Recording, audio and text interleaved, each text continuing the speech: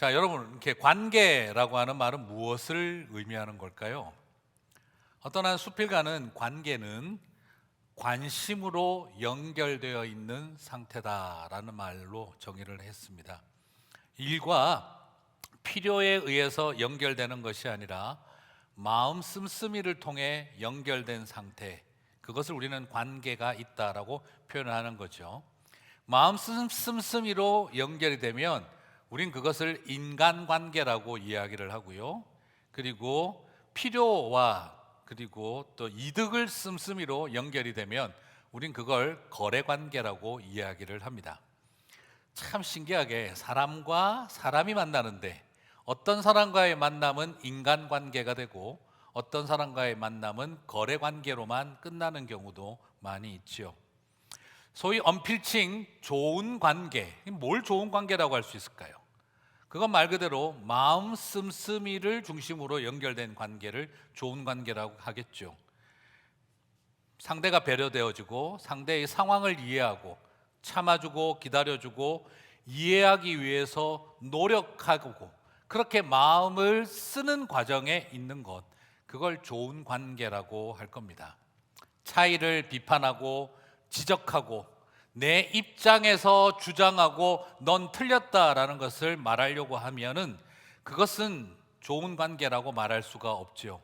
그 사람의 입장에서 생각하고 그 사람의 상황에서 생각하며 공동체를 만들어갈 때 좋은 관계에 있다고 할 겁니다. 그러면 나쁜 관계는 어떤 걸까요?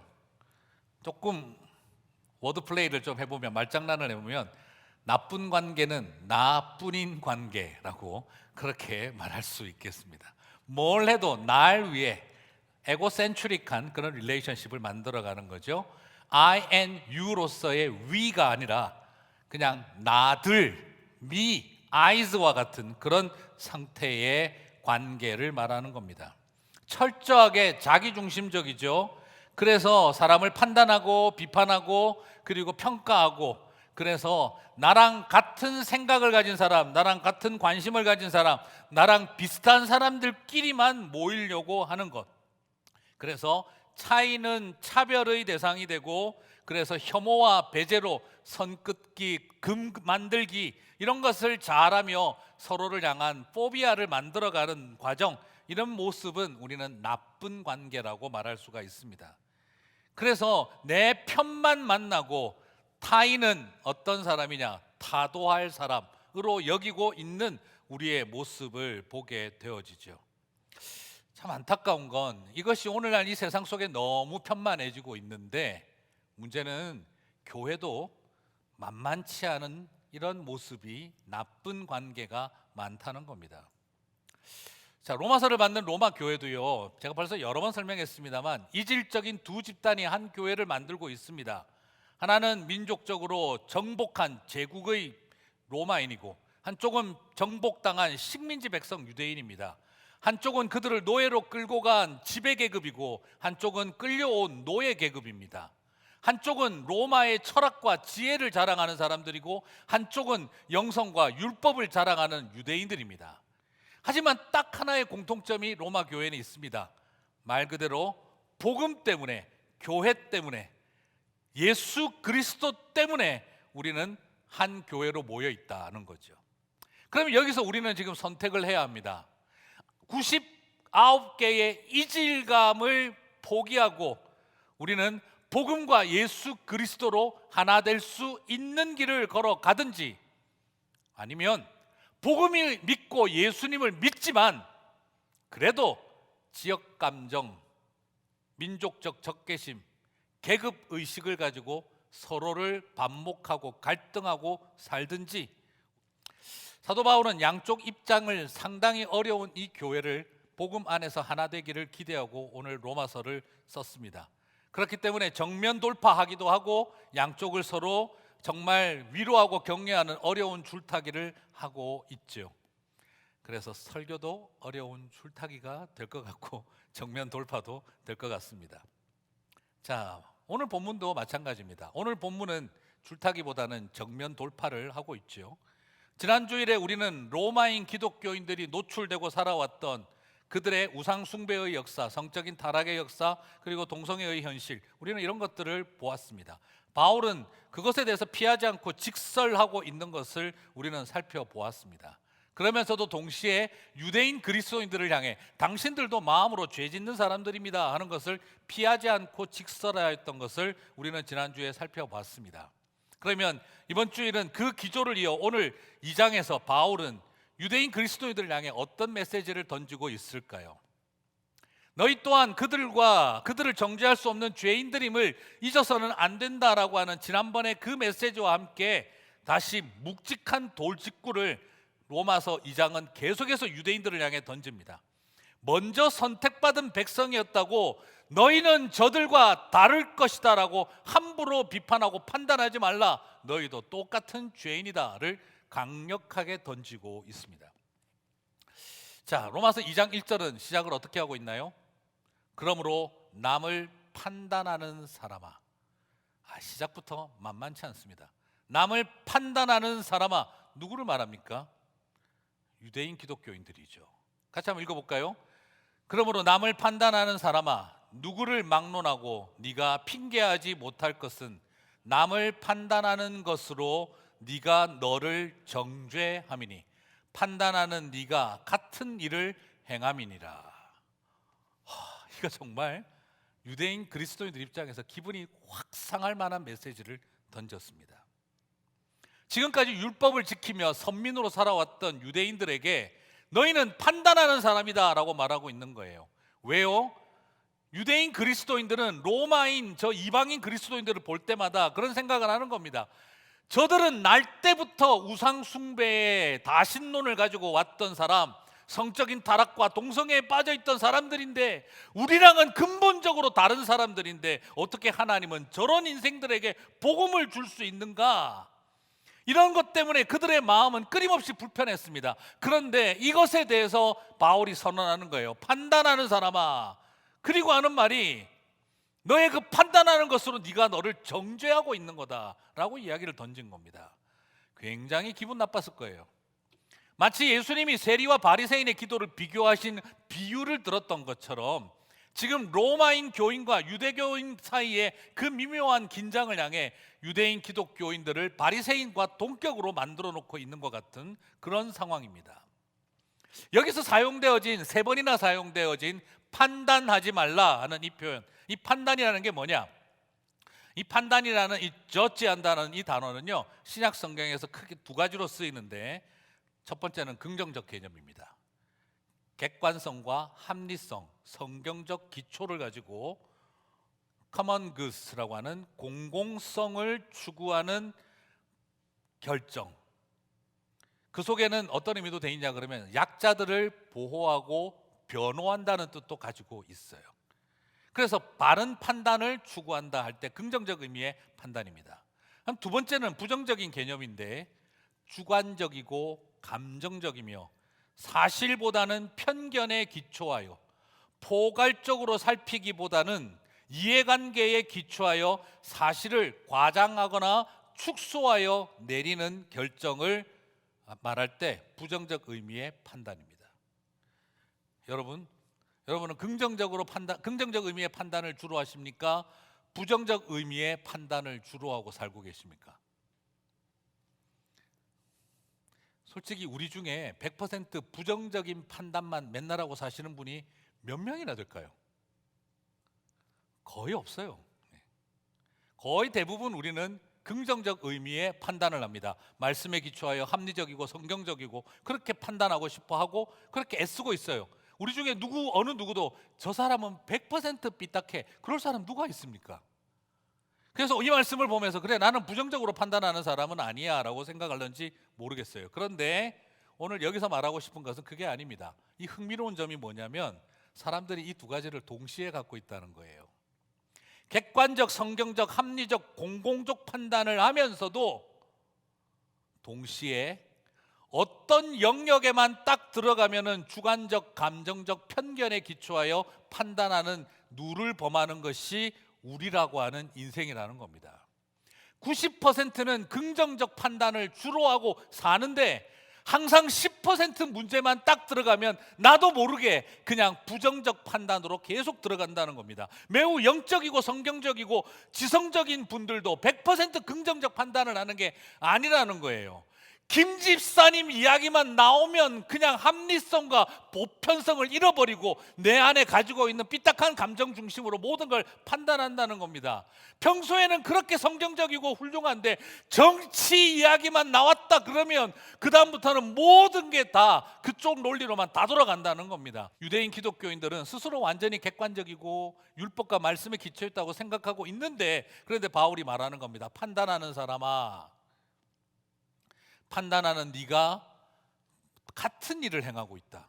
이건 유대인 기독교인들 입장에서 벌쩍 뛸 일이에요. 우리가 언제 평생 우상 숭배를 했습니까? 우리가 언제 성적인 타락을 했습니까? 우리가 유대 사회에서 언제 동성애를 용납한 적이 있습니까? 그런데 지금 나보고 그들과 똑같다니요, 네가 그 일을 행한다니요, 어떻게 그런 말을 할 수 있습니까? 라고 하는 거죠. 그런데 바울은 로마서를 통해 던지고 있는 겁니다. 너도 그 일을 하고 있네. 그러더니 로마서 2장 5절에 가서는 결정타를 던집니다. 같이 읽어볼까요? 다만 네 고집과 회개하지 아니한 마음을 따라 진노의 날 곧 하나님의 의로우신 심판이 나타나는 그날에 임할 진노를 내게 쌓는도다. 무슨 말입니까? 1장에서는 이방인 출신인 로마인들의 전력에 대한 강력한 돌직구를 던진 바울은 이제 유대 기독교인들에게도 똑같이 말합니다. 네 고집과 회개하지 않는 마음도 심판의 대상이다. 진노를 쌓는 일이다. 지금 여러분 여기서 유대인 기독교인들이 똑같은 죄를 지은 게 있습니까? 로마인들과 같은 그런 죄를 지은 게 있습니까? 없어요. 그런데 뭐라고 말하죠? 내가 생각하는 그런 이방인들의 죄를 하나도 안 짓고 살아가는 나를 향해 하나님이 진노를 쌓아가고 있다는 거예요. 바꾸지 않는 고집. 우리는 옳고 쟤들은 틀렸고, 우리는 하나님의 의를 추구하고 있고, 저 더러운 이방인들, 할례받지 않는 이방인들, 그 마음을 생각하고 있는 그들을 향해 네 고집이 심판을 쌓고 있다라고 말하고 있는 겁니다. 그러면 이게 바로 뭡니까? 그 고집이 뭡니까? 죄가 아닌 거예요. 율법이었어요. 종교적인 삶이었어요. 유대인다운 삶이었습니다. 나의 자랑거리였고, 나의 선한 삶의 열매였고, 그리고 내가 가지고 있는 신념이었어요.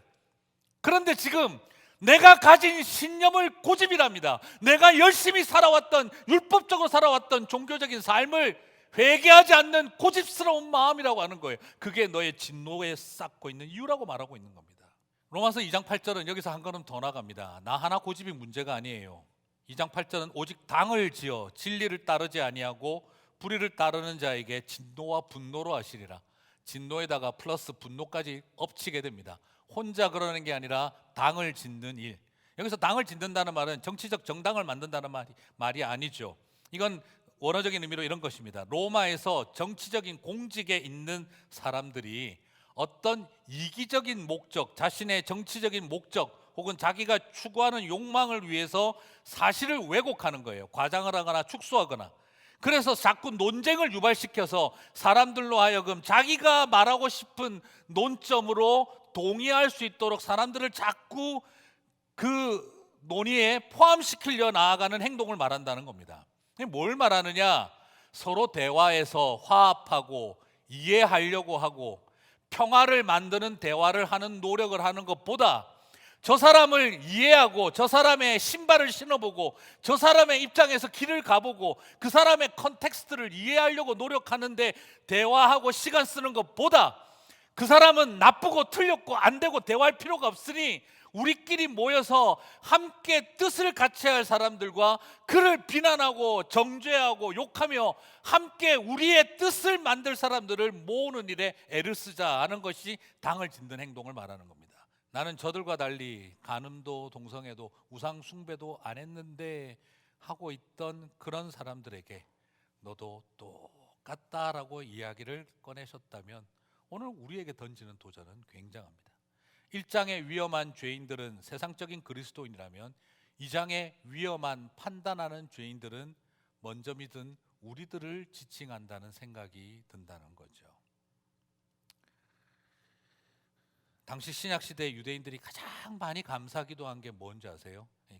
그리스도인들이 아니라 유대인들이 가장 많이 감사기도했던 게 뭐냐 그러면, 바리새인들이 제일 많이 하는 감사기도의 1순위가 내가 저 더러운 이방인으로 태어나지 아니하고 이방인으로 살지 않아서 감사합니다. 이게 첫 번째 기도 제목이었어요. 그래서 나중에 바리새인들이 그 기도할 때 기억나시죠? 내가 저 세리와 같지 않음을 인하여 감사하나이다. 이게 그 시대의 사람들의 기도였, 감사 기도였어요. 근데 너무 놀라운 건 우리 그리스도인들이 이렇게 크리스찬이 되고도 이 바리새인들이 기도를 한다는 거죠. 내가 저 가난한 사람들처럼, 내가 저 장애인들처럼 안 돼서 감사합니다. 이렇게 기도한다면 이건 바리새인의 기도와 똑같은 겁니다. 그런데 사람들의 마음에 이런 연약함이 있어요. 그래서 문제는 나중에 그리스도인이 되고도 이 바리새인의 누룩을 벗어나지를 못하는 거예요. 그러니까 크리스찬들이 앉아 있으면 겉으로는 티를 안 냅니다. 로마인들, 그리스도인들이 옆에 있으면 아유 저 더러운 것들, 우상 숭배하고 귀신을 섬기는 마귀 새끼들, 옛날 같으면 돌로 쳐서 죽였을 텐데. 근데 이런 말을 너무 쉽게 거칠어진 언설로 폭언을 던지는 그리스도인들을 실제로 봅니다. 우리 모두가 너무 쉽게 하는 실수입니다. 이런 판단과 혐오 속에 있을 때 주님은 우리를 바라보며 똑같이 본다라는 겁니다. 하나님 앞에선 유대인이나 헬라인이나 모두 구원에 차별이 없는 것처럼 하나님 앞에서 유대인이나 헬라인이나 죄인됨에 있어서도 차이는 없다라는 걸 사도 바울은 강조하고 있는 겁니다. 그래서 유대인이나, 이걸 제일 먼저 내세우는 거예요. 유대인이나 헬라인이나 다 구원받는다. 그리고 또한 유대인이나 헬라인이나 다 죄인이다. 그래서 로마서 2장 9절에서 10절을 봅니다. 악을 행하는 각 사람의 영에는 환난과 곤고가 있으리니 먼저는 유대인에게요 그리고 헬라인에게며, 선을 행하는 각 사람에게는 영광과 존귀와 영광이 있으리니 먼저는 유대인에게요 그리고 헬라인에게라. 오늘 이 본문을 잘못 보면 행함이 구원을 주고 행함이 환난과 공고를 주는구나, 이렇게 오해할까 봐 걱정됩니다. 오늘 이 말씀의 논점은 믿음이냐 행함이냐를 지금 논하고 있는 게 아닙니다. 로마서의 이 부분은 뭐죠? 네가 선을 행하냐 악을 행하느냐에 따라 구원이 달려있다, 이걸 말하고자 하는 본문의 논점이 아니라 네가 유대인이냐 헬라인이냐 이런 거 중요하지 않다는 거예요. 모두가 다 하나님 앞에 죄인이고 모두가 다 하나님 앞에 구원을 얻는다. 그러면 여기서 선을 행한다 악을 행한다는 뭐냐? 이것은 믿음이 아닌 행동을 통해 구원의 여부가 결정된다는 말이 아니라, 여러분이 아직도 선하다고 생각한다면 그게 악을 행하는 것이고, 우리가 악한 죄인인 것을 고백한다면 그게 선을 행하는 것이라고 바울은 말하고 있다는 겁니다. 여기서 선을 행한다는 말은 뭡니까? 남들보다 이쁘게 산다, 착하게 산다가 아닙니다. 내가 남들과 똑같은 죄인임을 안다라고 고백하는 게 선을 행하는 겁니다. 여기서 악을 행한다는 건 남들보다 더 도덕적으로 나쁘다는 말이 아닙니다. 나는 남들보다 의롭다라고 생각한다면 그게 악을 행하는 삶이라는 것입니다. 오늘 여기에서 중요한 포인트는 여기에 있습니다. 우리 그리스도인들에게 도전하고 있는 거예요. 제발 그리스도인들이요, 너희가 더 선할 것이라고 생각하지 말라. 유대인들이요, 너희가 먼저 선택받은 백성이라고 더 선할 것이라고 착각하지 말라. 우리는 다 똑같은 죄인이고 다 똑같은 은혜가 필요한 사람들이다 하는 것이죠. 바울은 이런 상태에서 12장 12절부터 마음이 상처될 말을 합니다. 이방인 욕하지 마라, 너희들은 더하다. 그러고 나서니 차라리 율법도 모르는 이방인들이 자기 양심이 율법이 되어 구원받았는지 어떻게 알겠느냐, 이런 뉘앙스를 풍길 만큼 바울이 어느 정도 좀 거칠게 나갑니다. 그리고 다음 주에도 다루겠습니다만 결정타를 로마서 2장 24절에서 던져버립니다.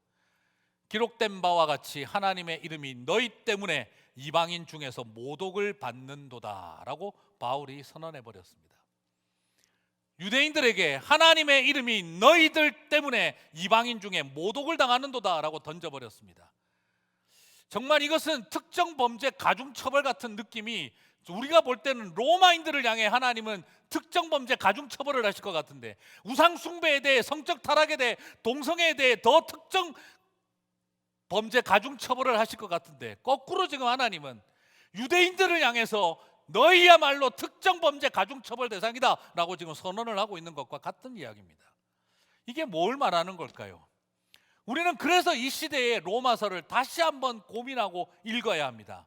판단하고 고집하고 당을 지으며 우리의 의를 내세우고 있을 때, 우리는 저들과 달라라고 하고 있을 때, 하나님은 지금 저와 여러분을 혼내기 위해서가 아니라 사랑하는 내 자녀들아, 너희가 내 마음 좀 알아다오 하고 있는 겁니다.